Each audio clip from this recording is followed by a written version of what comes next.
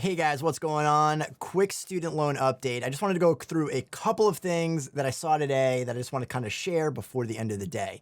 So the first thing that I want to make sure that you've already done, if you're trying to get updates on the student loans, this is the first thing that you really need to do. So you need to go to this website right here. It's ed.gov/subscriptions. Put in your email right here and check off this top box. New federal student loan borrower updates.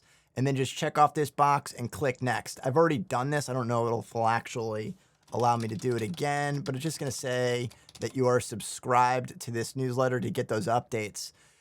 There you go. I subscribed again, so maybe I'll get double the emails. But you want to do that so you can get the updates on when this application is going to come out. Yes, apparently there's an application, and the numbers are that they only have information on about 8 million of the total outstanding loans that are out there. So they're probably just going to ask you for some basic information. So I don't really think there's a whole lot you need to do from now until this application process opens in what they're thinking is going to be October. So the beginning to mid-October. They don't have a definite date yet, but that's what it's looking right now. If you're trying to consolidate your loans, so I've seen this all over. I've gotten a lot of questions on this.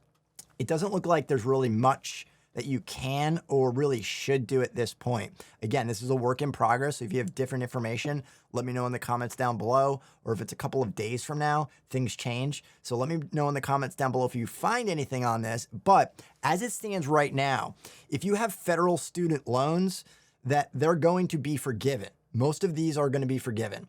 If you have a private loan or if you've consolidated into a private loan, unfortunately, those private loans are not going to be forgiven, and there is no way that I have seen that you can consolidate into a federal loan. However, there is a ton of information on there that I feel like it's misleading. And here's what I'm seeing out there. So, and I'm not trying to point fingers at anybody that is reporting this stuff, but even on the Nerd Wallet, I saw this when I was just Googling it. And it was saying that the only way to consolidate federal and private loans is with a private student loan refinance lender. You can't combine loans through the government.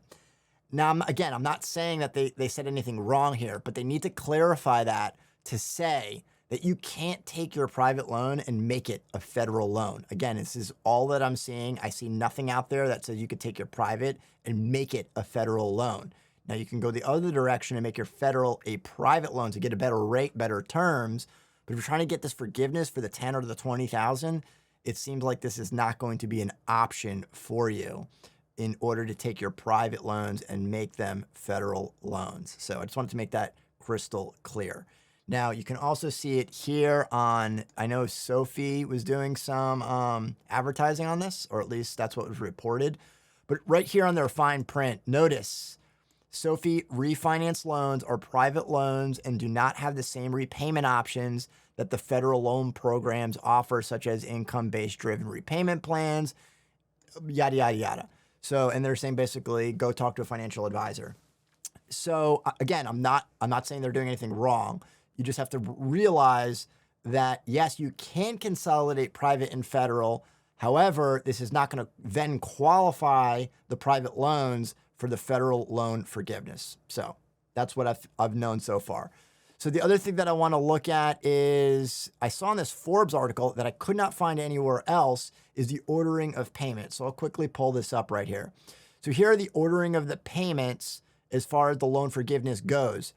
In a nutshell, it's pretty easy to follow. It seems to me that they're just going to do it in the order of what benefits you the most. So it's going to be the defaulted loans, and then it's going to, obviously you can see it here. So it says defaulted Department of Education held loans, and defaulted commercial FFEL program loans, then the non-defaulted, and then so it's basically going in the order of what I would perceive as the most valuable to get forgiveness on, all the way down this ordering list. And for borrowers who have multiple loans in specific types of loan programs, such as multiple direct loans, here you go. Again, the same exact thing. Loans with the highest statutory interest rate will get the first priority, so on and so forth. So it doesn't seem to me like that there's a whole lot you need to do except gather your information. So here's what you could do. if there's something that you needed to do, is look at your income. So there's a couple of options or ideas that you can work your previous taxes for 2021. You can't go I guess you could. You could go back as far as 2020 and change your filing status. But for 2020, if you have independent contractor income, you could possibly still reduce your adjusted gross income by going back and amending and making a contribution to basically a self-employment retirement plan all the way up until potentially October the 15th of 2022. So if that fits you, then yes, you need to do that. I have a ton of videos on that already. So if you can do that. Now, I'm also assuming that a lot of people don't fit that bill. If you have a W-2 job, that's not going to work for you. But what you could look at is if you're married filing jointly. Now, that threshold is $250,000. If you're over that, you could possibly look to going back and changing from married filing jointly to filing separately. Now, I kind of cringe because most of the time that's not a good move in order to do it. But if that gets you below separately, below the 125, then that might be in your best interest. So I didn't see anything that says you didn't qualify if you're filing separately. So you possibly go back and amending your tax return for 2021 to file separately in order to qualify. That might be an opportunity for you.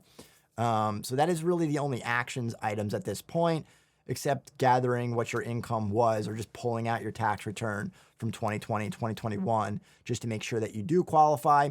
But it seems also that you're going to have basically a year to do this thing. So it's not like it's going to open up in October and close in November. And if you're in the program or there's a certain amount of money, it seems like anyone that could qualify will have the opportunity with an ample amount of time.